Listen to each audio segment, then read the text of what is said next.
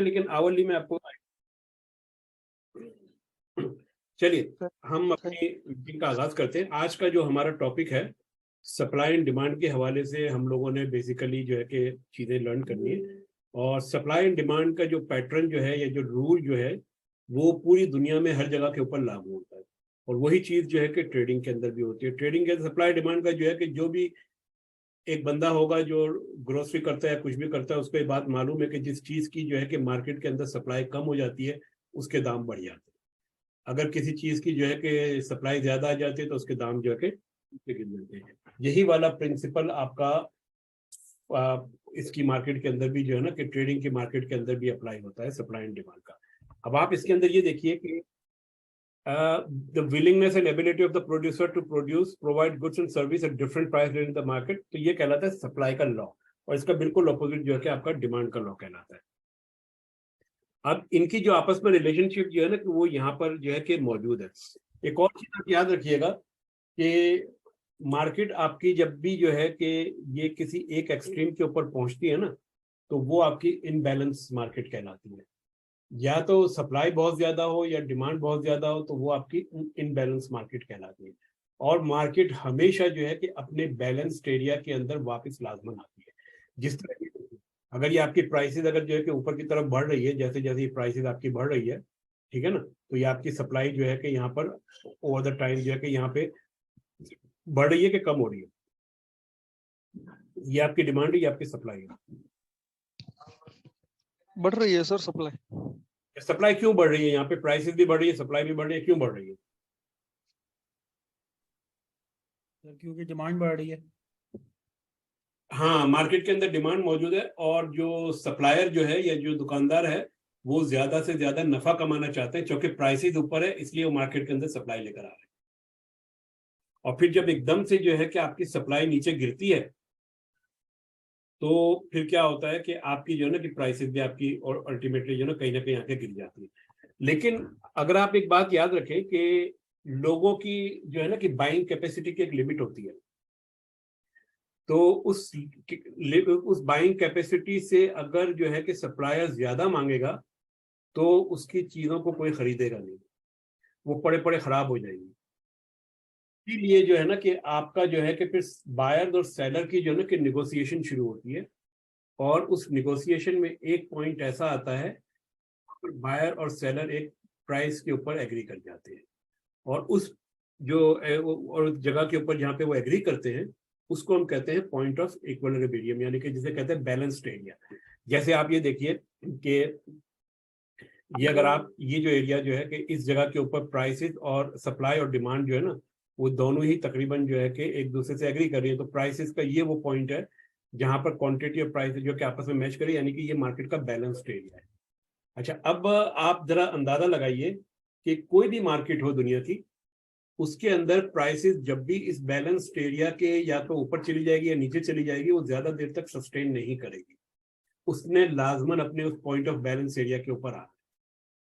Forex की market में ले लें या स्टॉक की मार्केट में ले लें, कहीं पे भी ले लें, वहां पे भी यही चीज, यही जो है ना कि प्रिंसिपल अप्लाई होता है कि मार्केट कभी भी जो है कि एक एक्सट्रीम के ऊपर नहीं रहती, उसने वापस अपने बैलेंस्ड एरिया में लाजमन आना होता है। चाहे वो एक दिन के बाद आए, चाहे 2 दिन के बाद आए, चाहे 10 दिन के बाद आए, चाहे महीने के बाद आए, साल के बाद आए, ठीक है ना, वो अपने बैलेंस्ड एरिया पे लाजमन आए। जो सप्लाई एंड डिमांड की जो ट्रेडिंग जो होती है वो बेसिकली होती ही ये है कि हम उस बैलेंस्ड एरिया में मार्केट के आने का वेट करते हैं और फिर उसके बाद वहां से हम जो है ना कि अपनी एंट्री लेने की कोशिश करते हैं। अच्छा, अब हम सप्लाई, अब जो बैलेंस्ड एरिया है हम उस एरिया के अंदर हम क्यों वापस आने की कोशिश करते हैं, उसकी मैं आपको एक रीजन बताऊंगा और वो अभी अगली स्क्रीन में आएगी। कि फर्ज करें कि जो इंस्टीट्यूशंस हैं उनके यहाँ पे बहुत सारे ऑर्डर पड़े हुए, ठीक है ना, ये आपका जो है कि एक तरह का इस चाहे तो आप इसको सपोर्ट भी कह सकते हैं और या आप इसको चाहे तो आप डिमांड एरिया भी कह सकते हैं, ठीक है, सब डिमांड एरिया सब अक्यूमुलेशन भी कह सकते हैं, ठीक है ये। अच्छा, फर्ज करें कि इस जगह के ऊपर जो है कि 100 ऑर्डर पड़े हुए हैं, यहाँ पे भी फिर जो है कि इसके बाद मार्केट में कुछ ना कुछ तो ऑर्डर कम हुए ना, फिर यहाँ पे मजीद कम हुए। फिर जब आप देखते हैं कि आहिस्ता आहिस्ता जब सप्लाई यहाँ पे कम हो जाती है तो उसके बाद मार्केट एकदम से शूट करके ऊपर चली जाती है, सही है ना। तो ये जो मार्केट शूट करके ऊपर जाती है उसकी रीजन ये है कि यहाँ पर सेलर कम हो गए थे, यहाँ पे सप्लाई कम हो गई थी, इसलिए डिमांड ऊपर चली गई, ताकि ऊपर जब प्राइसेस ऊपर जाएंगी तो यहाँ से हमारे पास जो है कि मार्केट के अंदर मजीद सप्लाई आएगी, और वो सप्लाई जो है कि फिर वापस जो है कि अपने उस एरिया के अंदर रिटर्न करेगी जहां से ये ऑर्डर इनिशिएट हुए थे। और वो क्यों करेंगे, अब हम आते हैं यहाँ पे इंस्टीट्यूशन का जो बिहेवियर जो है ना, अब हम उसको समझने की कोशिश करते हैं कि इंस्टीट्यूशंस ने जब यहाँ से मार्केट को एकदम से ऊपर की तरफ पुश किया, तो अगर वो सारे के सारे ऑर्डर अपने यहीं पे फिल कर लेते हैं तो ये जो है कि अपने ही जो इनका जो वो होता है ना वार, उसके ये शिकार हो जाते हैं कि अगर यहाँ पे इनके 100 ऑर्डर पड़े हुए हैं, ठीक है, तो और अगर इनको मजीद अगर मार्केट के अंदर यहाँ से बाइंग करनी है तो फिर जो है कि वो यहाँ पे तो बाई नहीं करेंगे ना, तो वो फिर मार्केट को इस जोन के अंदर दोबारा लेकर आएंगे और यहाँ पे दोबारा बाइंग करेंगे। अगर वो यहीं से सारी की सारी फौरन इसी वक्त बाइंग करेंगे तो जैसे ही यहाँ से अपने बहुत सारे ऑर्डर मार्केट के अंदर डालेंगे तो क्या होगा कि उससे प्राइसेस ऊपर जाएगी और उनको महंगे दाम के ऊपर चीज खरीदनी पड़ेगी, तो वो अपनी ही प्राइस का शिकार हो जाएंगे। इसलिए जो है कि वो आहिस्ता आहिस्ता इस एक्यूमुलेशन एरिया के अंदर पहले अपनी जो है कि जो बाइंग जो है वो कंप्लीट करते हैं, और वो 100% बाइंग यहाँ पे कंप्लीट नहीं करते, वो देखते हैं कि सप्लाई मौजूद है तो सप्लाई को एब्जॉर्ब करना शुरू कर देते हैं, वो बाय करना शुरू कर देते हैं।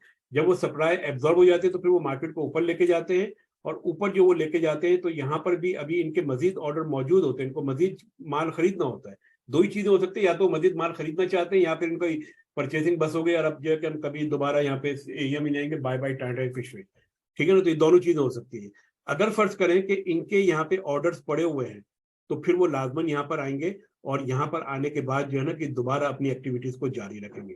अच्छा, एक और जो वो एक्टिविटी ये करते हैं ना इस पूरे एरिया के अंदर एक्यूमुलेशन के अंदर, वो ये करते हैं कि मार्केट को कभी ऊपर उठाते हैं कभी नीचे उठाते हैं, ऊपर उठाते हैं नीचे उठाते हैं। इस दौरान जो है कि हालांकि इनकी जो इंटेंशन होती है वो लॉन्ग जाने की होती है, लेकिन वो यहाँ पे शॉर्ट की भी ट्रेड लेते हैं। वो शॉर्ट के ट्रेड क्यों लेते हैं, वो शॉर्ट के ट्रेड इसलिए लेते हैं कि आपको और मेरे लोगों को इंड्यूस करने के लिए कि भाई मार्केट नीचे जाएगी। तो जब वो इंड्यूस करने के लिए लेते ट्रेड के मार्केट नीचे जाएगी तो वहां पर उनके अपने भी जो है ना कि ऑर्डर जो है कि खुले हुए होते हैं, और वो जो है कि जब एक बार जब एरिया से निकल जाते हैं तो अब यहाँ पे इनकी जो शॉर्ट की ट्रेड है वो तो इनकी लॉस में चल रही है ना ये, तो वो कभी भी लॉस के अंदर जो है कि अपनी ट्रेड को जो है कि वो नहीं जाने देंगे। वो बेसिकली करेंगे कि दोबारा इस एरिया के अंदर आएंगे, अपनी पोजीशन क्लोज करेंगे शॉर्ट की, और अगर उन्होंने वाकई में नीचे जाना होगा तो फिर वो जो है कि यहाँ से नीचे चले जाएंगे। लेकिन अगर उन्हें नहीं जाना होगा तो ये एरिया वो है या है जहां से दोबारा एक बार वो जाएंगे ऊपर की तरफ, और ये जो एरिया जो है ना इस एरिया को हम ट्रेड करते हैं। इसे हम कहते हैं कि रिएक्शनरी ट्रेडिंग, या हम इसे कहते हैं कि रिट्रेसमेंट ट्रेडिंग। हमने ये वाली चीजें आइडेंटिफाई की है, हमने ये एरिया आइडेंटिफाई किया है, हमने ये एरिया आइडेंटिफाई किया, उसके बाद हमने ये गैस लगाने की कोशिश की है कि इंस्टीट्यूशंस की यहाँ पे जो है कि प्रोटेक्शन मौजूद है कि नहीं है। प्रोटेक्शन से मुराद है कि इंस्टीट्यूट यहाँ पे अपने जो है कि ऑर्डर्स को प्रोटेक्ट करेंगे या नहीं करेंगे।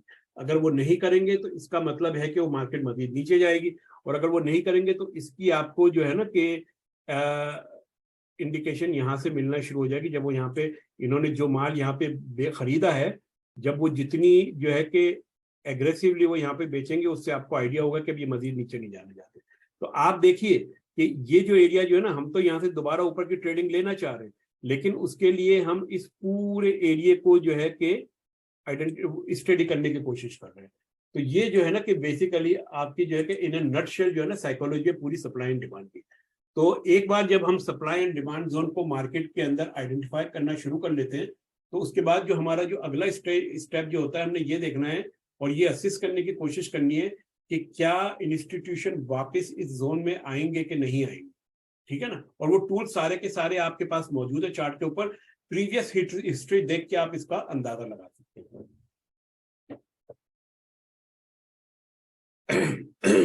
देखिए, अब जैसे मैंने बताया कि हमने चार्ट के अंदर जो है कि सप्लाई और डिमांड को किस तरह आइडेंटिफाई करना है, हमारे पास कुछ टूल्स मौजूद हैं। इन टूल्स को हम लोगों ने ऑलरेडी जो है कि स्टडी किया हुआ है। हम लोगों ने नैरो रेंज कैंडल्स को स्टडी किया हुआ है, हम लोगों ने एक्सटेंडेड रेंज कैंडल को स्टडी किया हुआ है, हम लोगों ने पावर कैंडल को स्टडी किया हुआ है, हम लोगों ने ब्रेक ऑफ द स्ट्रक्चर को स्टडी किया हुआ है। हम लोगों ने जो चीज हम लोगों ने स्टडी नहीं की वो ये नहीं की है कि एलोंगेटेड विक की जो है कि उसकी साइकोलॉजी क्या है, सही है ना। तो अब अगर आप इसको थोड़ा सा अपने दिमाग में लाएं कि जो नैरो रेंज कैंडल है उसके अंदर इंस्टीट्यूशंस की एक्टिविटी क्या है, बैलेंस्ड है कि वो आपकी जो है कि वो आउट ऑफ बैलेंस्ड है, बैलेंस्ड होगी ना। इसका मतलब है कि जो नैरो रेंज कैंडल जो है इससे तो हमें ये आइडिया नहीं होगा कि यहाँ से जो है कि इंस्टीट्यूशन दोबारा वापस आएंगे कि नहीं आएंगे, ये तो हमें नहीं होगा आइडिया। लेकिन हमने ये देखना है कि इस बैलेंस रेंज के एरिया को इंस्टीट्यूशंस ने लीव किस तरह किया है, डिपार्चर वहां से क्या हुआ है, कितना स्ट्रॉन्ग डिपार्चर है, ये चीजें जो है ना कि हमने आइडेंटिफाई करने की कोशिश करनी है। एक्सटेंडेड रेंज कैंडल जो है कि ये कैंडल्स क्या आपके हिसाब से यहाँ पे क्या बैलेंस मार्केट को शो करती है, इनबैलेंस को शो करती है? Probably imbalance. इनबैलेंस। अच्छा, कोई और साहब? देखिए एक्सटेंडेड रेंज कैंडल जो है ना वो बैलेंस को भी शो करती है और इनबैलेंस को भी शो करती है। अगर एक्सटेंडेड रेंज कैंडल के अंदर आपके पास डोजी आ गई तो ऊपर भी लंबी वीक है नीचे भी लंबी वीक है, इसका मतलब है कि मार्केट बैलेंस है। यहाँ पे प्राइसेस बायर भी आए सेलर भी आए, दोनों ने मिडिल में आके क्लोजिंग की है, बात खत्म हो गई। तो एक्सटेंडेड रेंज कैंडल्स को जो है ना कि हम लोग जो है ना कि ये नहीं कह सकते कि आया यहाँ पे इनबैलेंस मार्केट है कि नहीं, लेकिन एक्सटेंडेड रेंज कैंडल्स की रेंज में कोई पावर कैंडल जो होगी वो हमें बताएगी कि ये जो है कि यहाँ से इंस्टीट्यूशन ने डिपार्चर जो है कि बेस से किस तरह किया, ठीक है ना। अच्छा, अब आ जाते हैं कि ब्रेक ऑफ द स्ट्रक्चर हम बाद में, जब हमने नैरो रेंज कैंडल की बात की है तो अब हमें जो चीज समझनी है कि बेस क्या होता है मार्केट के अंदर। किसी भी जगह के ऊपर जब आपकी एक्यूमुलेशन होती है या डिस्ट्रीब्यूशन होती है या पॉज होता है, उस एरिया को बेस कहते हैं। बेस जो है कि जितनी कम कैंडल्स के ऊपर जो है कि होगी उतना ही ज्यादा जो है कि वो स्ट्रॉन्ग बेस होगा। उसकी रीजन ये है कि आप जरा सोचे कि अगर आपकी जो है कि बेस जो कि नैरो रेंज कैंडल पे मुश्तमिल है और इसके अंदर इंस्टीट्यूशन ने बाइंग भी की है सेलिंग भी की है, अगर ये काफी बड़ी होगी तो इसका मतलब तो ये हुआ कि वहां पे मजीद जो है कि कोई चीज बची नहीं है कि जिसको जो है कि इंस्टीट्यूशन लेने के लिए वापस आएंगे। तो जितना कम दौरानिया उन्होंने, जितना कम टाइम इन्होंने बेस पे स्पेंड किया होगा उसके ऊपर जो है कि प्राइसेस के दोबारा आने के चांसेस उतने ज्यादा बन जाते हैं, क्योंकि कम टाइम के अंदर जो है कि वहां लोगों के ऑर्डर पड़े रह जाते हैं और उन ऑर्डर को जो है कि उन्होंने फिल करना होता है। वहां पे इंस्टीट्यूशंस की ओपन पोजीशन होती है जो कि उनको क्लोज करने का मौका नहीं मिला होता, जो कि ऑपोजिट डायरेक्शन में होती है, ठीक है ना। तो इसलिए narrow range candle base candle में होनी चाहिए, बेस कैंडल के अंदर नैरो रेंज कैंडल होनी चाहिए। नैरो रेंज कैंडल के अंदर भी फिर हम ये कहेंगे कि अगर किसी कैंडल की जो है कि विक्स बहुत ज्यादा बड़ी है तो उसको हम अवॉइड करेंगे। उसकी रीजन ये है कि जितनी ज्यादा बड़ी विक्स होगी ना उतनी ही ज्यादा वहां पे बायर्स और सेलर की एक्टिविटी हो रही है। और हम तो जो है कि मार्केट में इनबैलेंस आता ही उस वक्त है कि जब या तो बायर एक्टिव होंगे या सेलर एक्टिव होंगे। अगर दोनों एक साथ एक्टिव होंगे तो फिर जो है कि मार्केट तो बैलेंस हो गई ना। तो इसलिए हमारी कोशिश ये होगी कि जो बेस एरिया जो होगा उसके अंदर हम हमारी जो नैरो रेंज कैंडल जो है उसकी विक्स जो है कि ज्यादा बड़ी ना हो, ठीक है। ये जो है कि हमारे जो है कि 4 तरह के पैटर्न्स हैं जो कि हम सप्लाई एंड डिमांड के पैटर्न कहते हैं। इनमें 2 कंटिन्यूएशन पैटर्न है और 2 आपके जो है कि रिवर्सल पैटर्न है। कंटिन्यूएशन पैटर्न क्या है, ये देखिए मार्केट आपकी ये नीचे आई है, ये इसने एक बेस बना दिया है, एक ही कैंडल है, ठीक है ना, ये रेड ये रेड ये रेड, बीच में एक बेस आ गया, फिर ये ड्रॉप। तो अब हमारी एक्सपेक्टेशन ये है कि मार्केट ये नीचे जा रही थी, यहाँ पे एक कैंडल बनी है, तो इस बात के चांसेस यही है कि शायद यहाँ से कोई ना कोई हमें एक आके एक हमें ट्रेड मिल सकती है वापस नीचे जाने की, ठीक है ना। जो दूसरा आपका पैटर्न है वो है रैली बेस रैली, सही है, रैली बेस रैली। इसके अंदर भी वही चीज है, अक्सर हम ये कहते हैं कि इस जगह के ऊपर जो है कि प्राइसेस वापस आने के चांसेस है। और अब मैं आता हूँ यहाँ पे जो निफ्टी का जो चार्ट जो अभी हमने डिस्कस किया था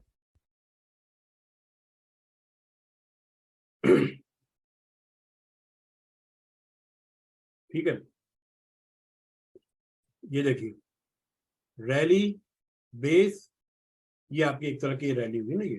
तो अब इस बात के ज्यादा चांसेस है कि आने वाले दिनों में आपको इस जगह के ऊपर आने के बाद मार्केट का आपको एक रिवर्सल मिल सकता है। ये डेली का टाइम फ्रेम, 1 आवर का टाइम फ्रेम है बाय द वे, सही है। अच्छा, इसी तरह अगर आप देखें तो मैं आपको जो है ना कुछ पास, ये देखिए ड्रॉप बेस ड्रॉप, क्या हुआ है,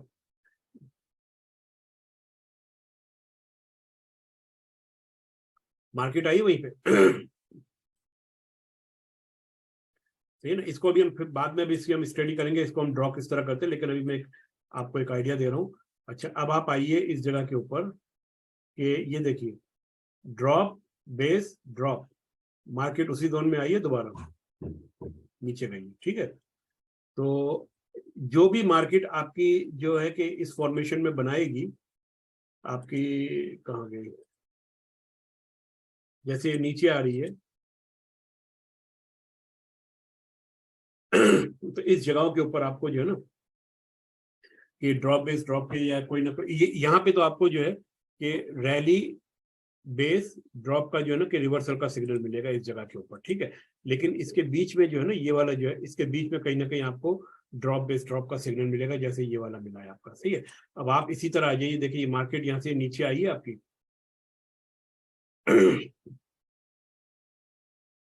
ये आपकी नीचे आई। ठीक है, ये एक रिट्रेसमेंट आई है।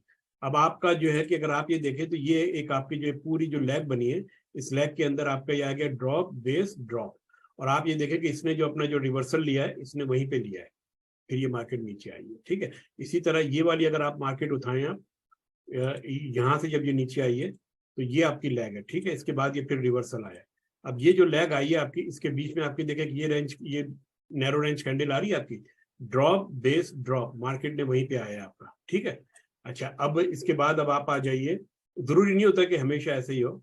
अब आप आ जाइए, ये पूरी आपकी जो है ना कि ये कैंडल नीचे ब्रेक हुई है। सही है, इसकी जो है कि आप कैसे बताएंगे, क्या इस जगह के ऊपर या ये आपको जो गैप है ये बता सकते हैं आप? इसको हम कह सकते हैं कि यहाँ पर जो है कि एक आध अगर आपके पास कोई ना कोई अगर वो है, छोटे टाइम फ्रेम में जाएंगे तो ये मार्केट फिर उसी जगह के ऊपर से आपकी रिटर्न आई है। सही है, इसी तरह आप ये वाले पे आ जाइए। ठीक है ना, ये आपका आ गया ड्रॉप बेस ड्रॉप, और आप ये देखिए कि मार्केट ने फिर यहीं से रिटर्न किया। तो आपको ये पैटर्न जगह जगह बनते हुए नजर आएंगे, आपको ढूंढने की जरूरत। सही है, अब आप देख लीजिए कि अब आप जो है ना कि अब आपके चार्ट को देखने का स्टाइल अब आपका जो है ना कि टोटली डिफरेंट हो गया। मैं यही चीज जो है कि इसमें दिखाना चाहता हूँ आपको। पता नहीं क्या बात है, वो पाकिस्तान का जो है कि वो कोई चल ही नहीं रहा, वो ऐसी ट्रेड, किसी को मालूम है क्या हुआ?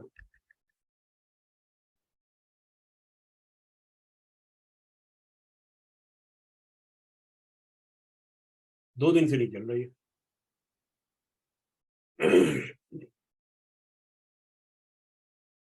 अच्छा, एक और दूसरा भी है यहाँ पर, सरमाया है मेरा ख्याल में, सरमाया डॉट पी के।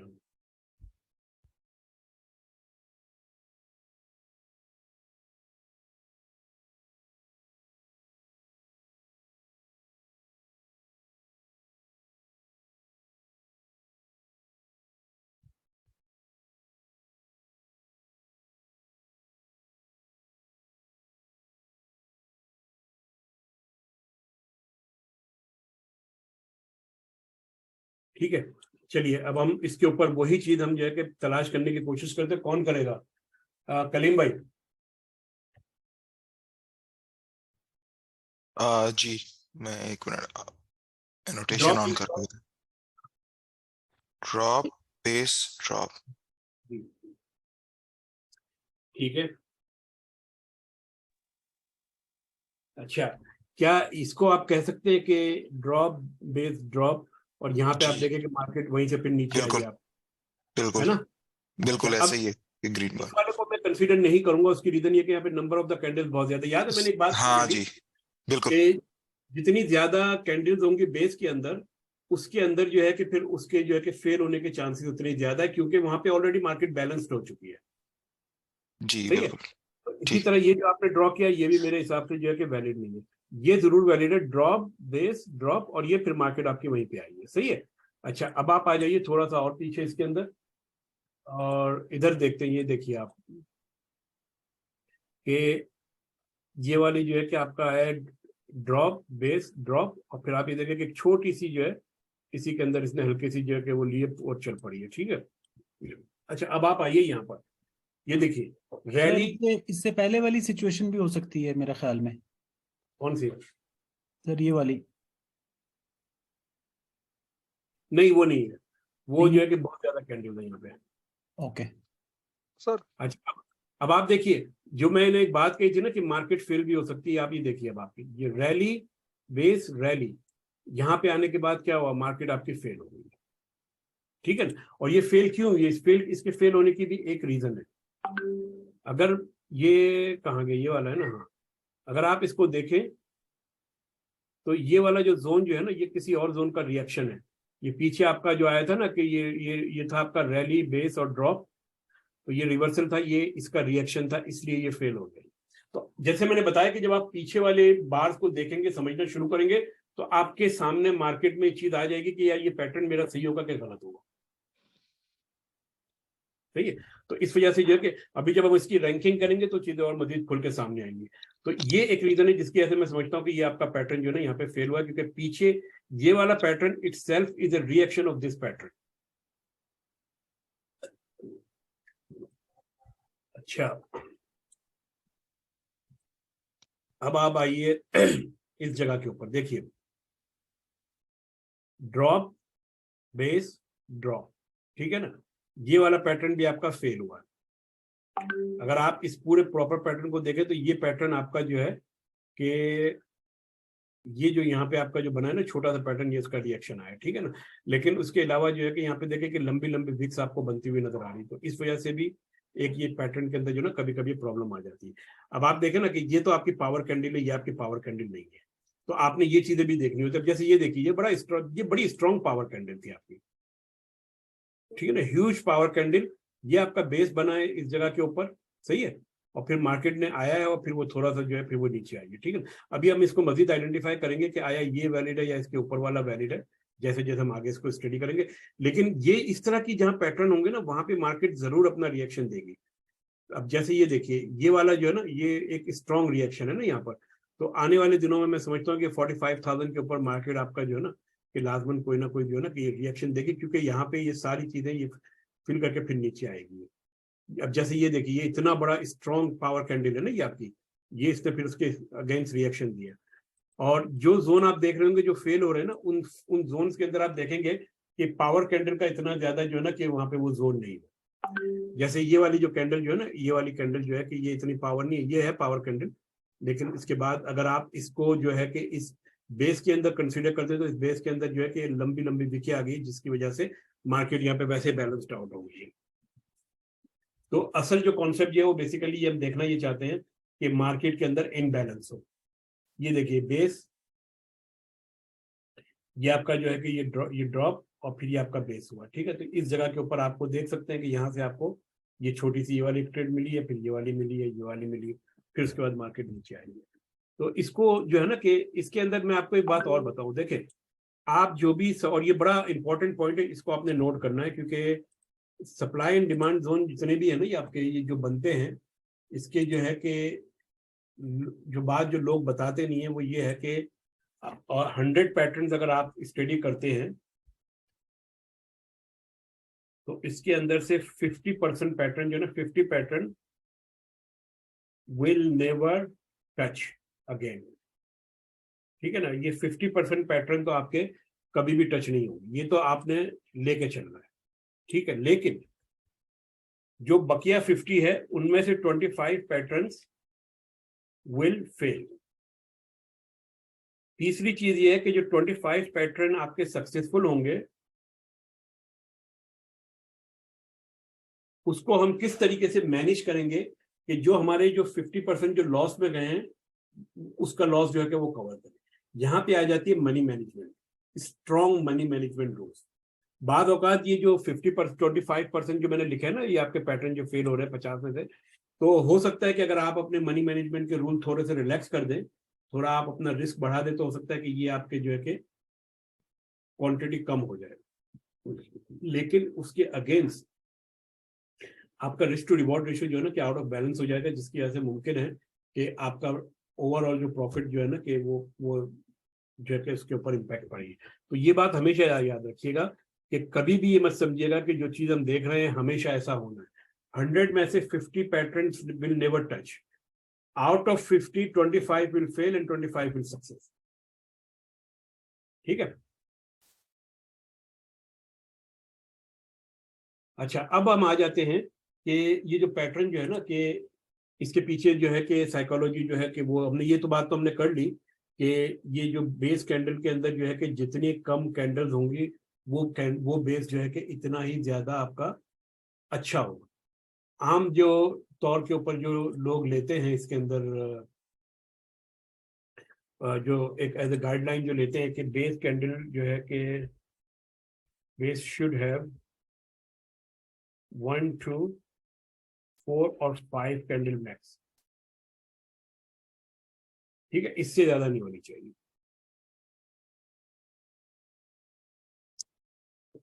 तो इसको पहली चीज ये हो गई, ठीक है। दूसरी चीज बेस की जो है कि क्वालिटी क्या होनी चाहिए कि स्मॉल और नो विक्स। अगर कोई विक नहीं है तो बड़ी अच्छी चीज है, और अगर है तो इस विक जो है ना कि रिलेटिवली छोटी होनी चाहिए, ठीक है। तीसरी चीज क्या है कि must have narrow range candles, ठीक है ना। एक्सटेंडेड रेंज कैंडल अगर आपकी बेस में आएगी, that's base is not valid. तो ये तीन चीजें आपने जो है ना कि बेस के लिए आपने नजर में रखने के, इन तीन चीजों के साथ ही हम जो है कि एक अच्छे बेस को हम बना सकते हैं। अच्छा, अब हम आते हैं कि इसी चीज को जो बात जो हमने ये बोली है ना यहाँ पर, इसको लेकर अब हम आते हैं कहाँ गए, यहाँ पर। और इस जगह के ऊपर मेरे ख्याल में हमारे बाकर भाई ने कहा था कि इसको हम क्यों कंसीडर नहीं कर रहे, ये वाला कहा था ना, ये क्यों कंसीडर नहीं कर रहे। सर अब आप बताइए कि क्या इनमें से किसी भी एक रूल के ऊपर ये बेस आपका फिट आ रहा है?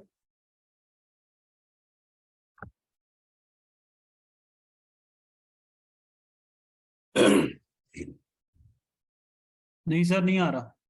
नहीं आ रहा ना। देखें, अब इसको दोबारा थोड़ा सा डिटेल में स्टडी करते हैं। ये तो आपके आगे पावर कैंडल, सही है जी।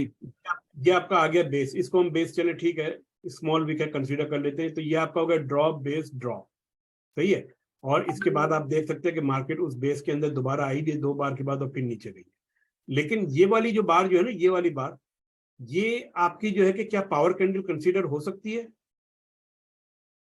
ये जो रेड बार है, सर थोड़ा साइज सा के हिसाब से तो नहीं।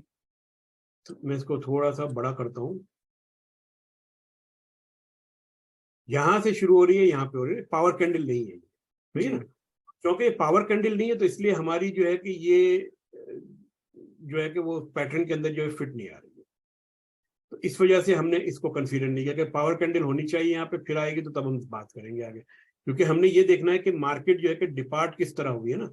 अगर स्ट्रांगली डिपार्चर हुआ है तो फिर उसके ज्यादा चांसेस है वहां पे आने के। लेकिन अगर डिपार्चर जो है कि स्ट्रांग नहीं है तो फिर शायद उसके जो है ना कि चांसेस थोड़े से कम होते हैं रिटर्न के। तो जैसे जैसे हम इन चीजों को स्टडी करेंगे, हम इन चीजों के हवाले से हमारे ये कॉन्सेप्ट क्लियर होता चला जाएगा कि हमने पैटर्न्स की जो तलाश जो है वो किस तरह करनी है और कौन कौन से हमारे पैटर्न जो कि वैलिड होंगे। अच्छा, इसको जो है ना कि यहाँ पे इस जगह पे मैं करने के बाद अब मैं ये कहूँगा कि आप लोग जो है कि हर एक शख्स इसमें से बताए, और यही मैंने KSC का चार्ट खोला हुआ है कि इस लेवल में जो है ना कि कहाँ गया, यहाँ से लेकर यहाँ तक, ठीक है ना, आपको कितने ड्रॉप बेस्ड ड्रॉप पैटर्न नजर आ रहे हैं, सॉरी रैली बेस्ड रैली।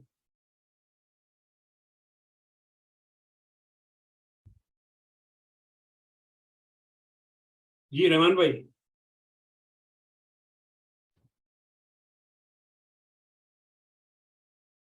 अच्छा ये पहले किसने बनाया? अच्छा ये बाकर भाई आपने बनाई, क्या है इसका नाम भी बताए ना कोई। ये रैली बेस्ड रैली रैली है? रैली सर, मुझे तो रैली बेस्ड रैली लग रही है। Rally base rally. Rally based rally है, ठीक है। और कोई साहब? नहीं सर, मुझे तो सिर्फ ऊपर वाली लग रही है क्योंकि बेस वहाँ वैलिड बेस है ठीक और है। यहाँ पे बेस वैलिड नहीं है। ये देखें, ये इन्होंने जो सतेज भाई ने जो सवाल उठाया ना, पॉइंट ये बड़ा वैलिड है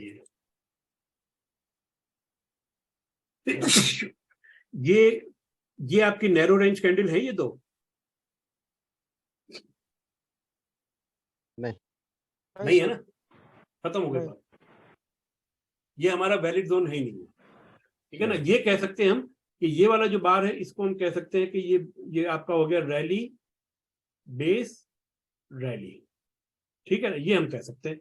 और इसलिए कि ये आपकी पावर कैंडल है, ये वाली मेरे हिसाब से पावर कैंडल नहीं है, लेकिन जो है ना कि अगर हम दो कैंडलों को मिला के अगर आप तस्वीर करें तो इसको हम कंसीडर कर सकते हैं, सही है ना। तो एक और जो चीज जो ये है कि जब भी आपकी मार्केट, जब भी आपकी प्राइस, क्योंकि ये पावर कैंडल क्यों नहीं है कि मेरे हिसाब से ये आपका जो मेरा जो लॉ जो है वो 60% का, बहुत सारे लोग 50% पे भी कंसीडर करते हैं, तो ये मेरे उसके ऊपर जो ना रूल के ऊपर फिट नहीं आती है कैंडल, ये आ जाती है रैली बेस रैली। लेकिन अगर आप इसके अंदर एक कैंडल और मिला लें, जो यहाँ पे जो गैप आया है, तो फिर आप इसको कह सकते हैं कि आपकी पावर कैंडल है। और फिर आपके पावर कैंडल की जरा थोड़ी सी डेफिनेशन दोबारा बता दीजिए। पावर कैंडल की डेफिनेशन सिंपल इतनी है कि जो रेंज इसकी बॉडी जो है उसकी रेंज का जो है कि 60% या ज्यादा हो, ठीक है ना। जैसे ये वाली जो है, ये वाली अगर आप इसको ले तो ये नैरो रेंज कैंडल है वैसे तो, लेकिन जो है कि आपकी बॉडी जो है कि 50% है, ऑलमोस्ट 50%। इसकी पता नहीं है 50% है या 50% से ज्यादा, इसको भी यानी उसकी बॉडी 50% से अबव होनी चाहिए, 60% से रेंज की, जैसे यहाँ से लेकर कि ये यहाँ तक ये इस कैंडल की रेंज बन रही है, ठीक है ना। ठीक है, तो ठीक है इसकी रेंज आपकी बन रही है तकरीबन, समझ लें कि जो भी बन रही है, अब उसका जो है कि ये जो है ना कि ये 50, अच्छा ये बन रहा है आपका 2% बन रहा है ना, 2 बन रहा है। तो और ये अगर आप इसको देखें तो ये आपका बन रहा है 1.5, तो तकरीबन ये जो है ना कि आपकी जो है कि 60% बन जाती है। तो ये रैली ये जो है कि आपका बेस बन गया, बेस के ऊपर ये मार्केट नीचे आई है, फिर ये ऊपर गई है। अब आप मुझे बताइए ना कि जब हम ये बात करते हैं कि हमारी जो है कि एंट्री कहाँ पर होगी लॉन्ग की या जो भी XYZ, तो ये हमारे पास जो है कि ये पैटर्न बनता हुआ नजर आ रहा है, ठीक है। अच्छा, अब हम आ जाते हैं इस वाले जोन के ऊपर। इसके ऊपर बताएगा कोई rally base rally, drop base drop कहाँ बन रहा है? जी ठीक है हाँ सही है। और भी एक बन रहा है कोई?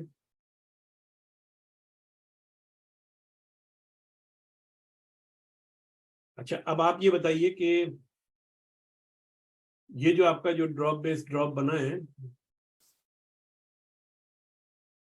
ये आपका ड्रॉप बेस ड्रॉप, मार्केट ने क्या किया यहाँ पर आने के बाद?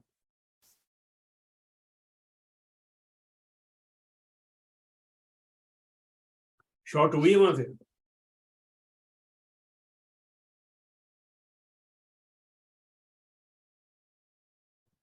हाँ जी सर, बिल्कुल, वही उधर बिल्कुल ही आई। है ना। अब आप ये देखें कि अगर अब हम इन चीजों को जब हम डिलीट करते हैं तो चार्ट हमारे सामने नजर नहीं आता, लेकिन जब हम चीजों को मार्क करना शुरू करते हैं ना, मार्किंग शुरू करते हैं, तो हमारी फिर आंखें खुलती है कि यार ये क्या हो रहा है, तो मैंने मिस ही कर दी ट्रेड। अब आप मुझे बताइए कि इस दिन जब जब ये पैटर्न बन चुका था, ये आपकी जो है कि 20 दिसंबर की जो है कि कैंडल है, और उसके बाद आपका जो है कि 12 जनवरी को आपको ये पता चल रहा है कि मार्केट ने यहाँ से रिट्रेसमेंट लेनी है। आपने अगर इसको पहले से मार्क किया हुआ है तो आपके पास इन तमाम जगहों पे अपॉर्चुनिटी नजर आती है कि यार यहाँ पे आएगी तो मैं दोबारा जो है कि इसके अंदर एंट्री लूंगा, सही है ना। अच्छा, अब इसी बात को अगर आप सामने रखें और ATRL के ऊपर देखें अब आप सर सॉरी, एक ये बताएंगे शॉर्ट करने से क्या मतलब होता है आपका? शॉर्ट करने से मतलब कि मार्केट के अंदर जो है ना कि कोई ऐसी चीज, यानी कि जैसे अगर आप किसी चीज को बेचना जो कि आपके पास मौजूद नहीं है, ठीक है। तो और इसको आप इस तरीके से समझे कि सब्जी मंडी के अंदर अगर अब आप जाएं वहां पे, तो जो आड़ती जो होते हैं वो फार्मर से पहले से सौदा करके आता है कि यार ये जो है ना कि तुम मेरे लिए मख्तस करके रख लो और ये मैं तुमसे ले लूंगा। लेकिन जब वो सब्जी मंडी बेचने जाते हैं तो उनके पास माल नहीं होता है, उनके पास सिर्फ पीछे से कमिटमेंट होती है। तो उसकी बेस के ऊपर वो आगे जो है ना कि अपना पूरा सौदा बेच के आ जाते हैं, वो शॉर्ट करना कहते हैं इसको, और फिर पीछे जाके वो माल उठाते हैं। तो शॉर्ट करने का से मुराद ये कि ऐसी चीज आपने बेचनी है मार्केट के अंदर जो कि आपके पास नहीं। नवेद भाई मौजूद है, नवेद भाई आप जरा समझा दें इनको, हाफिज जी। जी सर। मैं कह रहा हूँ इनको जरा शॉर्ट का मतलब समझा दें। शॉर्ट का सर, आप ये समझ लें कि एक चीज आपकी नहीं है लेकिन किसी और की है, उसने आपको एक्सेस दी है, आपको परमिशन दी है कि आप मेरी प्रोडक्ट सेल कर दें, तो उसके बाद आप इसको ये मेरी प्रोडक्ट मुझे रिटर्न कर दीजिएगा, या ये जो मार्केट रेट होगा उसके अकॉर्डिंगली मुझे आप प्राइस पे कर दीजिएगा। मतलब एक शेयर आपके पास नहीं है, वो ब्रोकर का शेयर है, 100 रुपीज का है, वो आपको अलाउ करता है कि आप इसको सेल कर सकते हैं। उसके बाद अगर आप उसको सेल करते हैं तो उसके बाद जब आपने उसको रिटर्न करना है तो जो भी आपका रेट है, अगर फॉर एग्जांपल उसका रेट अप हो गया है तो आपने एक 100 रुपए की चीज सेल की थी, लेकिन जब उसको रिटर्न की है तो 102 की लेके दिया तो आपको लॉस हुआ है। अगर आपने बाजार से सस्ती लेके उसको दे दिया तो वो आपको प्रॉफिट हुआ। ये समझने के एक ट्रेडिंग फीचर है जिसमें उल्टी तिजारत होती है ना, ऑपोजिट, पहले आप सेल करते हैं फिर आप बाय करते चलें, थैंक यू। लेकिन ये बताएं, इसमें ये गारंटी होती है कि आपके पास वो शेयर या वो प्रोडक्ट अवेलेबल भी है? गारंटी क्या होती है इसमें? अगर मैं हैं। आपकी गारंटी से मुराद ये है कि आई डोंट नो कि आप किस मार्केट में ट्रेड करते हैं। मसलन पाकिस्तान की मार्केट में ये है कि इसमें एक है रेगुलर मार्केट, दूसरी को कहा जाता है फ्यूचर कॉन्ट्रैक्ट। वो हर ब्रोकर कुछ तो स्टार्ट पर ही ओपन कर देते हैं और कुछ के आपको एक्सेस लेनी पड़ती है। जब उसने आपका फ्यूचर कॉन्ट्रैक्ट ओपन कर दिया है ना, तो इट मींस वहां पर वो शेयर्स मौजूद हैं। आप फ्यूचर कॉन्ट्रैक्ट में जाकर तो वहां उसको सेल भी कर सकते हैं, बाय भी कर सकते हैं। वो गारंटी यही है ना कि वो चीज अवेलेबल है वहां पर और उसकी एक्सेस उसने आपको दे दिया। अगर आपने वो कॉन्ट्रैक्ट ओपन ही नहीं किया तो फिर कोई आपकी एक्सेस नहीं, बस आप रेगुलर में ट्रेड करेंगे। वो बाकी वर्ल्ड मार्केट्स में कैसे होता है वो नहीं मुझे पता। पीएसएक्स में ऐसा है कि आपको फ्यूचर कॉन्ट्रैक्ट ओपन करवाना पड़ेगा, वहां पर आपको ये शेयर्स अवेलेबल होंगे, इसकी आप सेलिंग बाइंग फ्यूचर में कर सकते हैं। जी ऐसे ही जो है कि इंटरनेशनल मार्केट में भी होता है, इंडियन मार्केट में भी इसी तरह से फ्यूचर कॉन्ट्रैक्ट काम करते हैं। और फॉरेक्स वगैरह के अंदर तो जो है कि चूंकि वो पेयर होता है तो एक चीज बाय करते हैं दूसरी सेल करते हैं, तो जो सेल करते हैं इसको हम शॉर्टिंग कहते हैं। ठीक है ना। तो ये बाकी ये पूरी दुनिया में होता है इस तरीके से। और इसके अंदर जो है ना कि कोई आपकी शरई कबाहत भी नहीं होती। इसकी मैं रीजन बता दूं कि वो चीज, अगर उस चीज को आप बेचें जो कि आप बाद में प्रोक्योर ना कर सके, उसको मना किया गया है। अब जैसे मैं आऊँ और मैं कहूँ कि भाई जो है कि भाई मैं चांद पे जमीनें बेच रहा हूँ मैं, और लोगों को बेवकूफ बना के मैं उनको बेच दूं चांद की जमीनें जो कि ना मेरे पास है ना मैं डिलीवर कर सकता हूँ, तो ये वो चीजें होती है जो नामुमकिन चीजें जो होती है ना, उसके बारे में जो है कि वो हुक्म है कि वो उसको उससे आपको मना किया गया। जो चीज आप मार्केट में खरीद सकते हैं, चाहे महंगे दाम में खरीदें या सस्ते दाम में खरीदें, उसके ऊपर जो है कि कोई जो है कि कदर नहीं है। ठीक है, चलिए अब हम इसके अंदर थोड़ा आगे चलते हैं। तो ये देखिए, अब ये वाली जो चीज जो बनाई है ना, अब यहाँ पर जो है कि आपकी मार्केट ने उसी जगह के ऊपर आके जो है ना ये रिटर्न मारा है ना, ये फिर ये ऊपर गई है एटीआरएल के अंदर। तो ये अच्छा, अब हमने ये देखना है, इसके अंदर दो मार्केटें हम देखेंगे, और उन दो मार्केटों में एक हम इंडिया की मार्केट हम एक देखेंगे और एक पाकिस्तान की देखेंगे। ठीक है ना। इसके अंदर आप लोगों ने जो है कि जो पीछे के सप्लाई एंड डिमांड जोन ऐसे आपने तलाश करने जो कि अभी टच नहीं हुए और आने वाले दिनों में टच होने के इम्कान हैं। तो एटीआरएल यहाँ पे मौजूद है। इसके अंदर कोई बताएगा कि कौन कौन से सप्लाई जोन या डिमांड जोन यहाँ मौजूद है जो कि आने वाले दिनों में टच हो सकते हैं? कौन करेगा?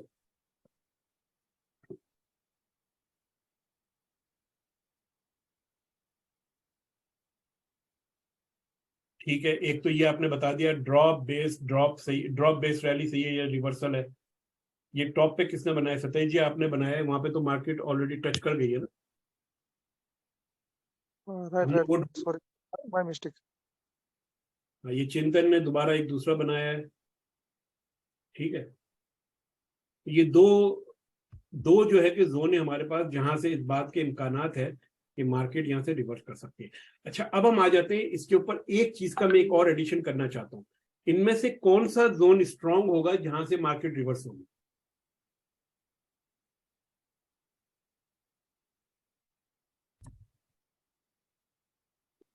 देखें, एक तो जो है कि चिंतन ने ये वाला बताया है जो है ना, यही जोन रहेगा नीचे वाला। अच्छा एक मिनट मैं ड्रॉ कर लेता हूँ। देखिए चिंतन ने एक तो जो है ना कि ये वाला बताया ना हमें कि ये वाला एक तो जोन बनाया था, सही है। और दूसरा चिंतन ने जोन बनाया था ये वाला, सही है।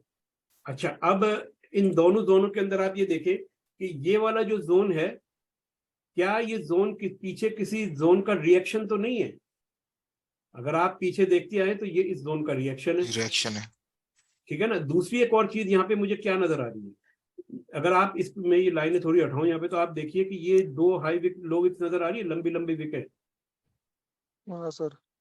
है ना। तो इसका मतलब ये हुआ कि भाईजान यहाँ पर जो है ना कि इस जगह के ऊपर, अच्छा इन्होंने वो दिया ही नहीं, इस जगह के ऊपर जो है कि चांसेस ये है कि मार्केट लिक्विडिटी को स्वीप करेगी, नीचे आएगी, और ये वाला जोन हमें स्ट्रॉन्ग लग रहा है, जिससे मार्केट के रिवर्सल के चांसेस ज्यादा है। ये पॉइंट सबकी समझ में आ गया कि इसको क्यों हमने जो है कि लो प्रोबेबल जोन का है। जोन वैलिड है, ये हो सकता है कि छोटा मोटा रिएक्शन आ जाए, लेकिन उसके बाद इस जोन को ब्रेक जरूर करेगा ये। इसकी रीजन ये इस जोन, जी मैं पूरा समझ नहीं पाया सर, ये स्ट्रॉन्ग जोन कैसे रहेगा, नीचे वाला स्ट्रॉन्ग जोन कैसे रहेगा अगेन कंपैरिजन ऊपर वाला जोन से? मैं बताता हूँ, ये आपका drop sorry rally base rally है ये। हाँ सर। अच्छा, अब इस रैली बेस रैली के अंदर जो है कि मार्केट एक मरतबा आ गई इस जोन के अंदर, हाँ आ गई। तो इसका मतलब है कि ये जोन इटसेल्फ जो बना है, ये इसके रिएक्शन में बना है, ये ओरिजिनल जोन नहीं हुआ। हाँ तो इस वजह से इसकी प्रोबेबिलिटी थोड़ी कम हो गई आपकी, समझ गया सर। ठीक है ना। अच्छा, इसके अलावा एक और चीज हम जो यहाँ पे देख रहे हैं, हम ये देख रहे हैं कि यहाँ पे दो लंबी लंबी विकेट बनी है, तो ये भी एक बड़ा वो स्ट्रॉन्ग साइन है कि भाई यहाँ पे लोगों के पेंडिंग ऑर्डर होंगे, तो इसको जो है कि इंस्टीट्यूशन इसको ब्रेक करके नीचे आएंगे, और नीचे आएंगे तो अगला जोन हमारे पास ये वाला बन रहा है। अच्छा, अब ये वाला जोन जो है ना कि ये रिएक्शनरी जोन नहीं है, क्योंकि यहाँ पे एक स्ट्रॉन्ग जो है कि पावर कैंडल है, और इस पावर कैंडल के पीछे भी एक और पावर कैंडल है, तो ये वाला हमारा जो है कि ओरिजिनल जोन है, ये हमारा रिएक्शनरी जोन नहीं है, ठीक है। तो ये एक जो है कि हमारा एक जोन जो है कि ये वाला, इसको आप मार्क कर ले जो करना चाहें, और हमारे मेरे हिसाब से जो है कि मार्केट आने वाले दिनों में इस जोन के आसपास आपको ये रिएक्शन देगी। 135 के करीब बन रहा है जोन हमारा, और वहां से मार्केट ने रिट्रेस करना। अच्छा, अब अगर आप लोगों को याद हो तो हम लोगों ने वीकली टाइम फ्रेम के अंदर, इसके अंदर हम लोगों ने एक पैटर्न बनाया था सप्लाई एंड डिमांड का, सॉरी वो एक्यूमुलेशन का, याद आया किसी को? ये वाला पैटर्न हमने कुछ दिनों पहले बनाया था। तो क्या ये इस पैटर्न को जो है कि वो वैलिडेट कर रहा है? इसने तो इसको ब्रेक नहीं किया ना, वो इसी के अंदर ही कर रहा है ना, तो मार्केट यहाँ पे आएगी फिर दोबारा ऊपर जाएगी। तो ये अब जो लोग जो हमने पहले एक सवाल किया था ना कि भाई हमारी जो है कि अब इस एक्यूमुलेशन के अंदर अगर हमें बाइंग करनी है तो कहाँ पे होनी चाहिए, तो ये एक हमारे पास एक पोटेंशियल जोन आइडेंटिफाई हुआ है जहाँ पे बाइंग हो सकती है, ठीक है। अब इसी वीकली टाइम फ्रेम को लेते हुए मुझे ये बताइए कि क्या आपके पास ये वाला जोन नहीं बन रहा?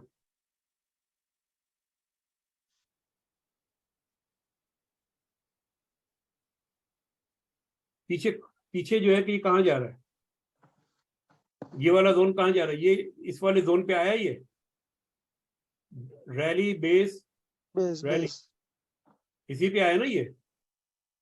हाँ सर वही बेस पे आया। ये ओरिजिनल जोन नहीं है, ठीक है। लेकिन अगर आप देखें तो इस जोन की वैलिडिटी कितनी है? 2020, 2 साल हो गए, सही ना, ठीक है, हो सकता है कि आए, लेकिन ये एक आपके पास जोन तो ओरिजिनल नहीं है, लेकिन इसकी प्रोबेबिलिटी फिर भी ज्यादा है, क्योंकि बिल्कुल फौरन बाद इसके यहाँ पे कोई चीज नहीं है, सही है। अच्छा, अब एक और जो चीज, जो इंपॉर्टेंट कॉन्सेप्ट जो अब हम लर्न करने जा रहे हैं ना, वो आपने देखना है कि सप्लाई एंड डिमांड जोन के हवाले से एक चीज याद रखिएगा कि हम लोगों ने परसों मेरे ख्याल में ये चीज पढ़ी थी कि इंस्टीट्यूशन जो होते हैं वो अपने लिए जब चलते हैं किसी ट्रेंड के अंदर, तो वो ये चाहते हैं कि रास्ता उनके लिए साफ हो। अगर उनके लिए रास्ता साफ होगा तो वही एरिया जो है कि वो वहीं पे जो है ना कि अच्छी तरीके से खेलते हैं, बाकी कचड़े को वो पीछे छोड़ के चले जाते हैं। तो इसका मतलब ये हुआ कि मार्केट के अंदर चार्ट के ऊपर वो एरिया जो कि कंजस्टेड होगा, अगर आप वहां पे सप्लाई एंड डिमांड के जोन ड्रॉ करने की कोशिश करेंगे, उनकी वैलिडिटी को इतनी अच्छी नहीं होगी। तो अच्छे ट्रेंड आपको वहां पे मिलेंगे जहां पर जो है कि मार्केट के आसपास कोई कंजेस्शन नहीं होगी। ये जो जोन जो हमने ड्रॉ किया था, अब आप देखें ना, ये तो बिल्कुल मार्केट के कंजेस्टेड जोन के अंदर है। वीकली टाइम फ्रेम के हवाले से मैं बात कर रहा हूँ, ठीक है ना। छोटे टाइम फ्रेम में जाएंगे तो यकीनन ये जो है ना कि ये कंजेस्टेड नहीं है, लेकिन वीकली में तो है ना कंजेस्टेड। इसी तरह ये वाला भी आपके कंजेस्टेड एरिया के अंदर है, ये वाला आपका जो है कि ये भी कंजेस्टेड है। ये वाला हमें नजर आ रहा है थोड़ा सा कि भाई ये जो है ना कि बिल्कुल क्लियर एरिया के अंदर है, रास्ता यहाँ पे साफ है, ये पूरा जो गया है। तो जब आप अपने जोन मार्क करना शुरू करेंगे तो कोशिश ये करें कि ऐसी जगहों पे मार्क करें जिसके ऊपर नीचे जो है ना कि कोई ज्यादा जो जोन वोन ना बने हुए। ठीक है, अच्छा इसका ये मतलब हो गया कि अगर मैं दोबारा इसी को मैं डेली टाइम फ्रेम में लेके चला जाऊं और चार्ट को मैं छोटा कर देता हूं, यहाँ पे जूम आउट कर देता हूं ताकि हमारे पास जो है कि प्राइस एक्शन ज्यादा आ जाए। सही है, और थोड़ा सा कर देते हैं, ये कर दिया हमने प्राइस एक्शन। सही है, अब आप मुझे बताइए कि आज की प्राइसेस यहां पर है, इस प्राइसेस के बिल्कुल ऊपर अब आप जाके लेफ्ट को देखना शुरू कीजिए, ऐसे सप्लाई जोन जो कि कंजेस्टेड एरिया में ना हो। ये कंजेस्टेड एरिया, ये स्विंग पॉइंट से कंजेस्टेड है, ये स्विंग पॉइंट कंजेस्टेड है, ये कंजेस्टेड है, ये कंजेस्टेड है, ये मुझे क्लियर नजर आ रहा है। ऐसे ही है, इस एरिया को मैं जूम आउट जूम इन करूंगा। और अब आप मुझे ये बताइए कि इस सबसे पहले मैंने देखा कि भाई ये वाला एरिया जो है ये ड्रॉप, बेस और ड्रॉप, यहाँ पर जो है ना कि मैंने अब यहाँ पे एक बात फिर मैं यही कहूंगा कि विक्स थोड़ी सी लंबी है, लेकिन जोन मेरा जो है कि बहुत ही ज्यादा क्लियर है। तो हमारे लिए जो है कि ये एक स्ट्रॉन्ग सप्लाई जोन है। इसका मतलब क्या हुआ कि अगर आपने इसके अंदर बाइंग की है तो ये एरिया है जहां से आपने निकलना है, यहां से मार्केट के रिवर्स होने के चांसेस ज्यादा है। अच्छा, अब होता क्या है, अब लोग ये कहेंगे क्या क्या बेवकूफाना हरकत है ये कि मैं ये जोन जो मैंने ड्रॉ किया है, ये जोन बनाया कोई 21 सितंबर 21 में बनाया और पता नहीं कब मार्केट यहाँ पर आएगी, तो उतने दिन में क्या करूंगा बैठ के। तो भाईजान उसका सोल्यूशन ये है कि उतने दिन फिर आप छोटे टाइम फ्रेम में चले जाएंगे, क्योंकि जो चीज आपको यहाँ बड़े टाइम फ्रेम में नजर आ रही है वही चीज आपको छोटे टाइम फ्रेम में नजर आएगी। अगर इसी को मैं मार्क करूं और मैं चला जाऊं मैं आपके वीकली टाइम फ्रेम में, तो आप देखिए कि ये एक तरह से जो है कि कंजेशन जो है कि यहाँ पे खत्म हुई है, ये मेरा बना हुआ जोन। ठीक है ना, तो ये पूरी कंजेशन खत्म हुई है, यहाँ पे होगा और ये रिटर्न आएगी। तो आपने फिर जो है कि छोटे टाइम फ्रेम में इन चीजों को तलाश करना है ताकि आपको कल के ट्रेड मिल सके। तो इसके लिए फिर आप ये करेंगे कि हम चले जाएंगे 2 आवर्स के टाइम फ्रेम में।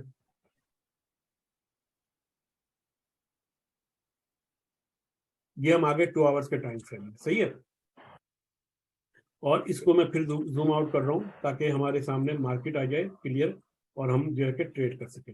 अब आप मुझे ये बताइए कि करंट प्राइस एक्शन जो है आपका वो ये वाला चल रहा है, यहाँ पर ये बिल्कुल आपका ऊपर जो है कि कंजेस्टेड एरिया चल रहा है, ये भी कंजेस्टेड एरिया चल रहा है, ये थोड़ा सा क्लीन एरिया है यहाँ पर 175 के आसपास। ठीक है ना, लेकिन ये भी पीछे आपका जो है कि वो मिक्स हो चुका है। तो आपके पास जोन कौन सा आ रहा है, वो ये वाला आ रहा है, ये वाला आ रहा है। ठीक है ना, ये देखा ना, ये सारे के सारे के हिट हो चुके हैं ना। तो फिर अगला जोन आपके पास यकीनन ये वाला आएगा 187 के आसपास। तो अगर तो आपने इस मार्केट को शॉर्ट करना है आने वाले दिनों में, तो मैं तो उस वक्त तक शॉर्ट नहीं करूंगा जब तक ये 187 में ना पहुंचे। ठीक है, क्यों? फिर उसके बाद मेरा टारगेट क्या होगा, मेरा टारगेट मुझे मालूम है कि यार मार्केट कम से कम यहाँ से इक्विलिब्रियम का जो एरिया है यहाँ तक तो वापस आएगी आएगी। ये जो पूरे का पूरा जो इनबैलेंस जो क्रिएट हुआ है इसको तो जो है कि आगे पीछे करेगी। अच्छा, अब इसके बाद आप ये देखिए कि अगर मैं इस एरिया को जूम आउट करूं तो यहाँ पे भी मुझे कोई प्राइस एक्शन नजर नहीं आ रही ना, तो यहाँ पे भी मेरे पास कोई पोटेंशियल जोन नजर आ सकता है जिसको मैं मार्क करूं और मैं कहूं कि यार ठीक है मैं इसको भी जो है कि कंसीडर करूंगा।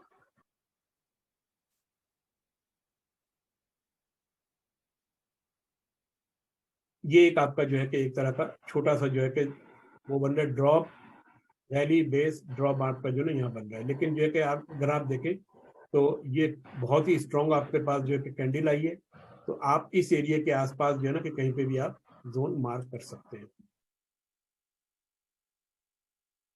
ये कंजेस्टेड एरिया से क्या मुराद है? कंजेस्टेड एरिया, हाँ एग्जैक्टली, जैसे ये देखें ना ये सारा कंजेस्टेड एरिया है ना, और आप देखें कि ये जोन को भी उसने ऑलरेडी टच कर लिया है मेरे हिसाब से। तो मैं शायद जो है कि यहाँ पे इतना फोकस ना करूं इसके ऊपर। सही है ना, तो मैं बेसिकली इसी को कंजेस्टेड एरिया कहता हूँ। तो ये भी आप देखें कि टच हो चुका है आपका, 2 बार टच हो चुका है, तो ये तो इनवैलिड हो गया ना। इसका मतलब है कि मार्केट यहाँ पे रुकेगी नहीं, ऊपर जाएगी मजीद और फिर नीचे आके आपको रेजिस्टेंस देगी। लेकिन अगर आप कहें कि यार ये इस एरिया के अंदर मैं कोई ट्रेड ढूंढना चाहूँ तो फिर 2 घंटे की बजाय आप 1 आवर टाइम फ्रेम में चले जाइए। ठीक है, अब 1 आवर टाइम फ्रेम में जब आप जाएंगे तो ये आपके पास कंजेस्टेड एरिया, ये एरिया कंजेस्टेड नहीं है, तो यहाँ पे आपको ट्रेड मिल गई कल के लिए, परसों के लिए, अगर शॉर्ट की कोई बनती है तो। इसी तरह आपके पास जो है कि ये वाला एरिया जो है कि यहाँ पे भी बनती है, अगर आप देखना चाहें, क्योंकि यहाँ पे भी जो है कि बिल्कुल आपके पास जो है ना कि एक तरह का जोन जो है कि फ्रेश है। तो इस तरीके से जो है ना कि हमने जोन को जो है ना कि आइडेंटिफाई करना है और मार्किंग इस तरीके से करनी है। करंट प्राइसेस से ऊपर आप मार्क करना शुरू करेंगे, एक अदद आप सप्लाई जोन मार्क करें, और करंट प्राइसेस के नीचे आप एक अदद जो है कि डिमांड जोन मार्क करें। लेकिन जोन जो है कि आपके वैलिड होने चाहिए, कंजेस्टेड एरिया में नहीं होने चाहिए। फिर उसके बाद आप देखिए कि जो आपकी प्राइसेस जो है वो उसकी जो है कि जोन के जो है कि प्रॉक्सिमल लाइन के बीच में जो है कि कहां पर ज्यादा है, तो उसके हिट होने के चांसेस ज्यादा होते हैं। अच्छा, अब एक और जो चीज जो है कि टच की है, तो अब इसको हम यहाँ पे थोड़ा सा जल्दी से बता दें कि देखिए जोन आपका जो है ना कि फर्ज करें कि ये आपका जोन बना हुआ है, इसको बिल्कुल बड़ा कर रहा हूँ।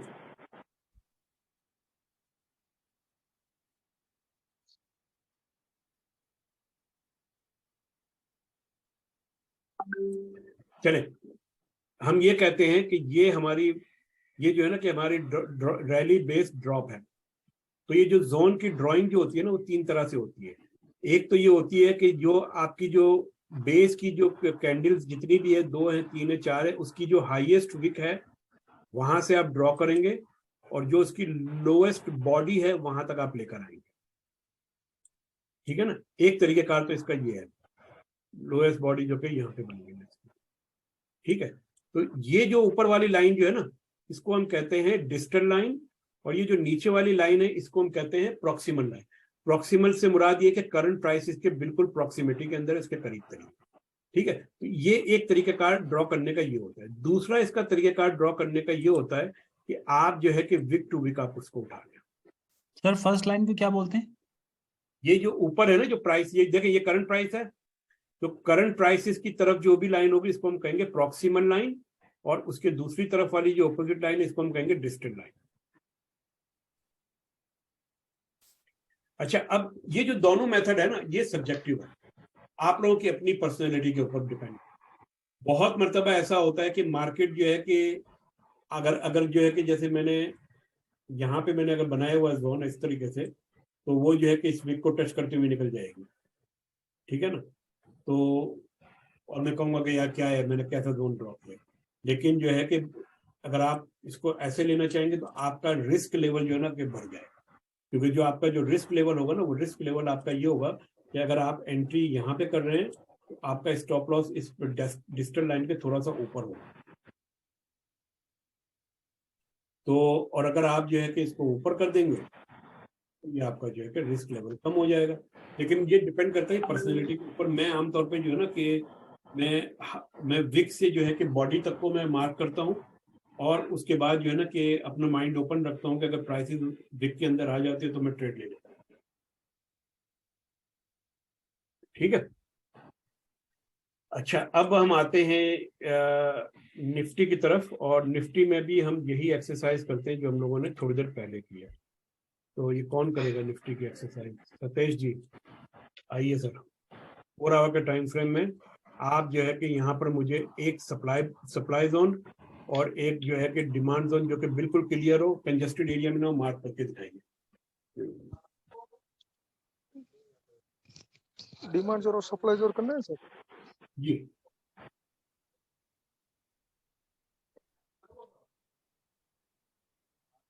ये डिमांड जोर नहीं मैं ये नहीं कह रहा, मैं कह रहा हूँ पीछे की तरफ ढूंढिए जो कि अभी टच ना हो और आने वाले दिनों में टच होने वाला। समझ गया।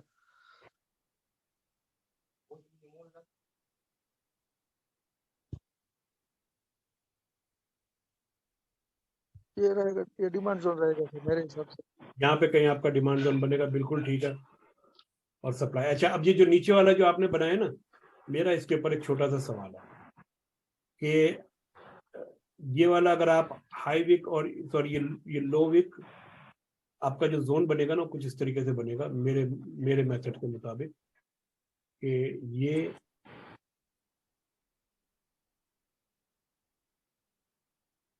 ये बनेगा मेरे मेथड के मुताबिक कि मैंने जो आपका जो उसके अंदर जो वो है ना बार,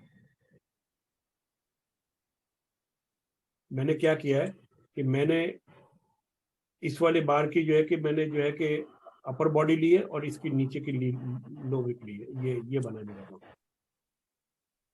क्या प्राइसेस मेरी इस लेवल के अंदर आई है अभी तक? नहीं, अभी तक नहीं आई है। नहीं आई है। अच्छा, अब आप बताइए कि अगर ये जोन आपने अपने ऊपर मार्क करके रखा हुआ है तो अब आप क्या एक्सपेक्ट कर रहे हैं कि यहाँ पे मार्केट आएगी आपकी? 4 आवर का टाइम चार्ट है। मेरे हिसाब से सर उसको आना चाहिए। आना चाहिए ना। तो अब आपकी जिम्मेदारी क्या है? अब आपकी ड्यूटी ये है कि आप यहाँ पे एक अदद अलर्ट लगाएं और अलर्ट लगा के छोड़ दें। आप जब मार्केट आए तो आपको मालूम है कि जोन आपने ड्रॉ किया हुआ है और आपने जोन की साइकोलॉजी पढ़ी हुई है, तो आपको पता होना चाहिए कि यहाँ पे अब आपको क्या करना है। क्या ये जोन पीछे से किसी रिएक्शनरी जोन का हिस्सा है? ये बॉडी है यहाँ पे ना, जोन आपका इसके ऊपर था, ठीक है ना, यहाँ पे कोई जोन नहीं है।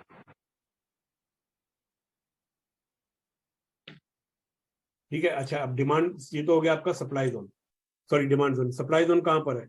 क्या यहाँ पे बना सकते हैं? देखिए ये वाला तो टच हो गया ना, ये वाला ड्रॉप बेस ड्रॉप, खत्म कहानी। ये वाला, इसको अगर आप मार्क करें,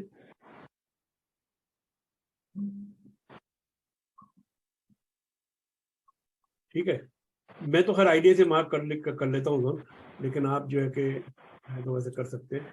ये जोन बन गया आपका। अब इसका मतलब ये होगा कि 4 आवर के टाइम फ्रेम में अब आपके पास एक फ्रेमवर्क आ गया ट्रेडिंग का, और अब आपको जो है ना कि मार्केट को चेस नहीं करना, जो है कि बैठे रहना वहां पे। इन दो जोनों में से किसी एक जगह के ऊपर जब ट्रेड आएगी तो आप ले लेंगे ट्रेड।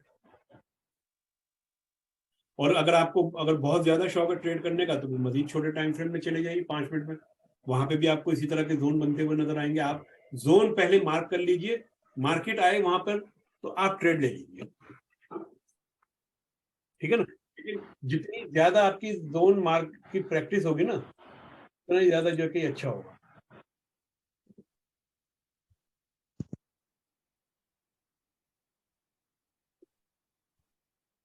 सही है। सर मेरा डिस्कनेक्ट हो गया था, आपने क्या हाँ, समझा? मैं दोबारा बता, मैंने देखा, देखे मैं भी ये कह रहा हूँ और ये सबके लिए यही बात है कि एक बात जब हमने ये बात तय कर ली कि हमारे सप्लाई और डिमांड जोन कंजस्टेड एरिया के अंदर नहीं होंगे, नंबर 1। दूसरी बात ये कि हम उन सप्लाई और डिमांड जोन के ऊपर फोकस नहीं करेंगे जो कि ओरिजिनल नहीं होंगे, ठीक है ना। 2 चीज। तो अब हमारा काम इसके अंदर ये है कि हम वो सप्लाई एंड डिमांड जोन, कम से कम एक सप्लाई और एक डिमांड जोन मार्क करके बैठ जाए, वहां पे हम अपने अलर्ट लगा लें।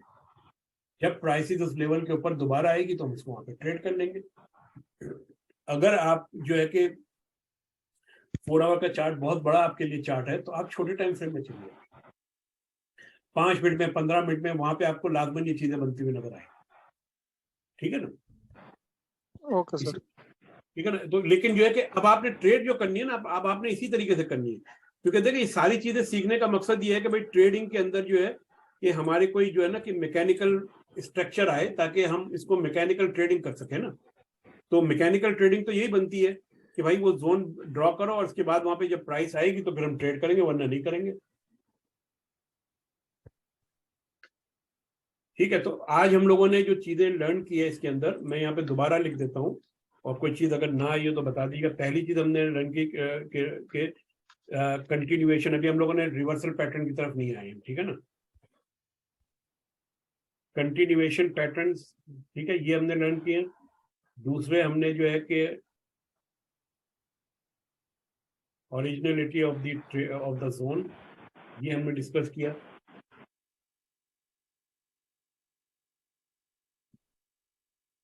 तीसरी जो चीज हमने डिस्कस की, avoid congested area of the chart, ठीक है ना। Avoid congested area of chart का मतलब ये, इसकी रीजन ये है कि जब आपके जोन पे जब प्राइस आएगी, वहां से जब दोबारा इस कंजेस्टेड एरिया में आएगी तो कम से कम वो आपका टारगेट होगा। चौथी जो चीज जो आपने यहाँ पे जो लर्न की है वो ये की है कि प्रॉक्सिमल एंड डिजिटल लाइन, ठीक है।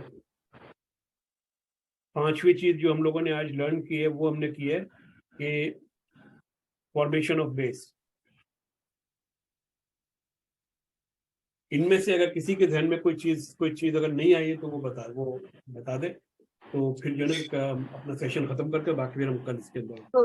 फॉर्मेशन ऑफ बेस, हाँ वो समझ गया, याद आ गया सर। ये ओरिजिनलिटी में ये वही कि पावर कैंडल होनी चाहिए, ये वाली कंडीशन जो इसकी थी सेकंड वाला। ठीक। क्या कह रहे हैं, पावर कैंडल?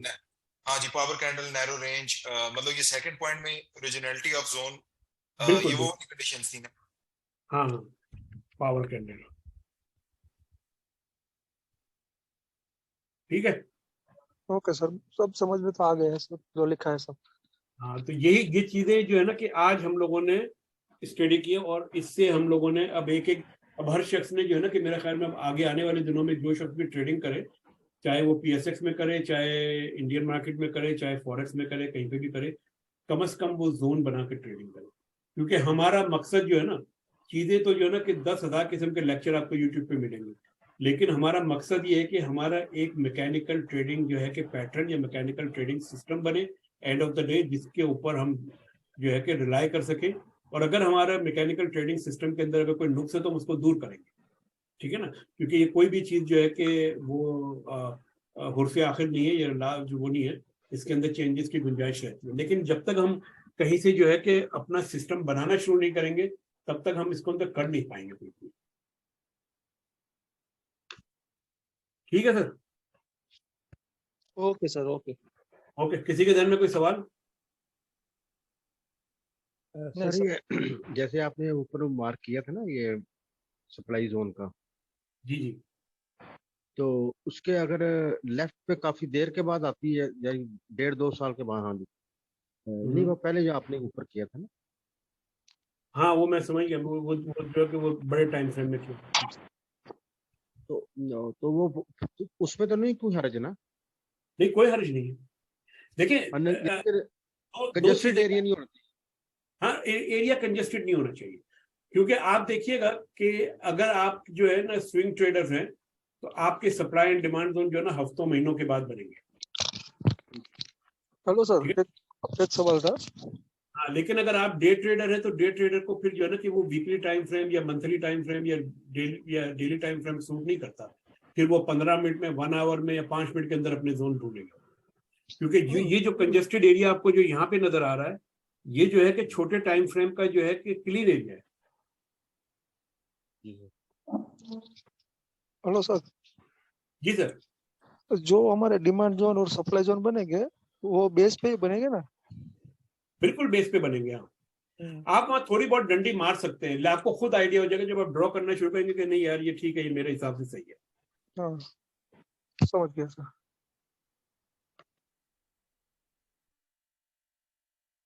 और कोई सवाल? तो ये सर हर टाइम फ्रेम पे भी बना सकते हैं? क्या कह रहे हैं? हर टाइम फ्रेम पे जी, बना सकते हैं? हर टाइम फ्रेम में बनेगा आपका ये। ठीक है सर, एक जब मैं ज्यादा इंट्राडे करता हूँ तो मेरे लिए कौन सा टाइम फ्रेम बेस्ट रहेगा? देखिए, आपके लिए जो है ना कि बेसिकली जो है ना कि 1 आवर का आपका जो है कि मेन चार्ट होना चाहिए, और 1 आवर के जोन जो है ना कि 15 मिनट 5 मिनट के अंदर हिट होने चाहिए। समझ गया। जो जोन में जो ढूंढना है वो 1 आवर के टाइम फ्रेम में ढूंढना है, और ट्रेड लेना है वो 15 मिनट या 5 मिनट में लेना है। एक आपका हायर टाइम फ्रेम का जोन होगा और एक आपका लोअर टाइम फ्रेम में जो है ना कि वहाँ पे होगा। तो हायर टाइम फ्रेम के जोन आपके 1 आवर के होने चाहिए, क्योंकि जोन अभी जब हम मल्टी टाइम फ्रेम में जब आएंगे ना आने वाले दिनों में, तो फिर आपके सामने चीजें और थोड़ी क्लियर हो जाएंगी। Okay sir. चलिए, और कोई सवाल? चले, अगर कोई नहीं तो फिर हम अपनी मीटिंग जो है कि खत्म करते हैं। Okay sir, thank you very much, thank you thank sir. You.